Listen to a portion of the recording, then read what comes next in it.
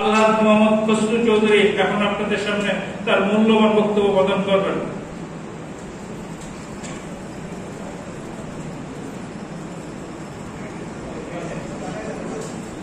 আসসালামু আলাইকুম। সম্মানিত উপস্থিতি, এলাকাবাসী, আজকে যে মিলাদে আমরা এসেছি, আমাদের এক ভাই আসাদুজ্জামান আকবর ভাই, তার জন্য দোয়া করার জন্য আসলে আমরা এসেছি। তাই তো আমরা তো তার জন্য দোয়া করবো ইনশাআল্লাহ, তার পরিবারের জন্য দোয়া করবো। তার দুই ছেলে সন্তান এখানে আছে, তারা যাতে শক্ত করে ধরে রাখতে পারে তার সংসার, তার পরিবার, পরবর্তী জীবন যাপন করতে যেতে পারে ভালো মতো, সেই জন্য আমরা দোয়া করবো। এবং দোয়া করবো যাকে আমরা হারিয়েছি, আপনাদের অনেকেরই বন্ধু মানুষ ছিলেন, অনেকের ভাই ছিলেন, অনেকের আত্মীয় স্বজন ছিলেন, তাকে জন্য আমরা দোয়া করবো, এইভাবে দোয়া করবো যেন আল্লাহ আমাদেরকে যে উচ্চ মার্গে অধিষ্ঠিত করে এবং তার সাথে তার আত্মার মাগফিরাত কামনা করছি। আমরা তার পরিবারের জন্য আমরা যতটুকু পারবো দোয়া করেছি। আর পরিবারে যারা আছেন তাদেরকে আমি বলবো যে আপনাদের দোয়াটাই বেশি কাজে আসবে। যাকে হারিয়েছেন, বাবাকে হারিয়েছেন, আত্মীয় স্বজন হিসেবে হারিয়েছেন, এলাকার মুরব্বী হিসেবে হারিয়েছেন, বা পরিবারের বড় ভাইকে হারিয়েছেন, ছোট ভাইকে হারিয়েছেন, এটা আপনার পরিবার থেকে বেশি বেশি দোয়া করতে হবে এবং ওনার জন্য দোয়া করলেই আল্লাহ বেশি শুনবে। আর যারা আমরা আছি, আমরা তো অবশ্যই তার জন্য আমরা দোয়া করে যাচ্ছি এবং দোয়া করবো ইনশাআল্লাহ। তো যে কথাটা বলে গিয়েছেন, সোহেল বলেছেন, আমাদের ইকবাল মাস্টারও বলেছেন যে আমি ইলেকশনের আগে থেকে বলেছি যে আমরা ভোটিং ট্যাক্স দিব না। এখনো এই মসজিদে বসে কথা বলছি, আমাদেরকে আশ্বাস না দেওয়া পর্যন্ত আপনারা কেউ হোল্ডিং ট্যাক্স দিবেন না। আপনারা হোল্ডিং ট্যাক্স কেন দিবেন? হোল্ডিং ট্যাক্স তো আমরা অবশ্যই দিতে চাই, আমরা এই এলাকার নাগরিক, দেশের নাগরিক। আমরা, সরকার আমাকে বলবে আমি দিব, কিন্তু সেখানে কিছু ক্রাইটেরিয়া আছে। আমাকে একটা সুন্দর রাস্তা দিতে হবে, আমাকে একটা পয় নিষ্কাশনের ব্যবস্থা করে দিতে হবে, আমাকে এলাকার রাস্তাঘাটে চলার জন্য লাইট দিতে হবে, আমি খেলাধুলা করতে পারি, বাচ্চাদের খেলাধুলা করার জন্য মাঠ দিতে হবে, সিটি কর্পোরেশনের একটা কবরস্থান দিতে হবে। আমরা কিছু পেয়েছি? আমরা খালি ওয়ার্ড পাইছি আর কাউন্সিলর পেয়েছি। আর ওয়ার্ড কাউন্সিলররা এলাকার সাথে কতগুলো কাজ করতেছে, সেটা তাদেরই বা দোষ দিব? আমরা তো কোনো কাজ করতে পারিনি, বা কাজ করতে যে পয়সা লাগে সেই পয়সা বা ফান্ড আমাদের কাছে সেটা ছিল না, বা আমাদের বাপের দিকে সেটা আমরা পাইনি। আস্তে আস্তে পাচ্ছি, যা বলা হচ্ছে। আমাদের মাননীয় সাহেব, উনি অত্যন্ত পরিমাণ চেষ্টা করে যাচ্ছেন, চেষ্টা করে যান এলাকাটা উন্নয়ন হোক।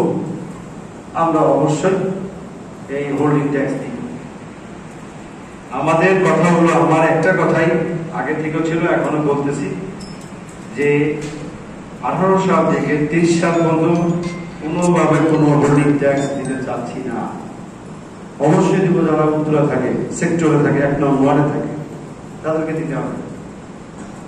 যারা শহরে ছোঁয়া পেয়েছেন, রাস্তাঘাট আছে, পরিষ্কার আছে, অনেক কিছুই আমরা পাচ্ছি, সেই সব এলাকাতে আমরা দিব, অসুবিধা নেই।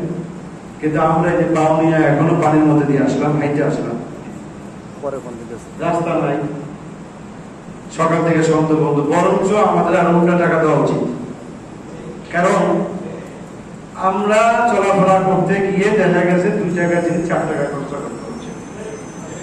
কেন আমরা সেখানে হোল্ডিং ট্যাক্স দিব? আমি আপনাদেরকে বলবো যে হোল্ডিং ট্যাক্সটা যদি তারা অতি সত্বর এটাকে অবস্থা না নেয়, তাহলে আমিও আপনাদের সঙ্গে, আমি এলাকায় বসবাস করি, আমারও বাড়িঘর আছে, আমি আপনাদের সঙ্গে একমত হয়ে এই হোল্ডিং ট্যাক্সের জন্য যদি আমাদের কোনো কিছু করতে হয়, সেখানে মাননীয় মেয়রকে সহ এবং কাউকে কিছু বলা লাগলে আমরা সবাই একসঙ্গে যেয়ে বলবো। আপনারা জানেন, পার্লামেন্টে আমি বলেছি, মাননীয় প্রধানমন্ত্রী সাহেব এবং প্রধানমন্ত্রীর কাছেও আমি আমার ডিউ লেটার দিয়েছি, চিঠি দিয়েছি। আমি এলজিআরডি মন্ত্রী সাহেবের কাছে আমি 3 বার গিয়েছি এবং চিঠিও দিয়ে এসেছি।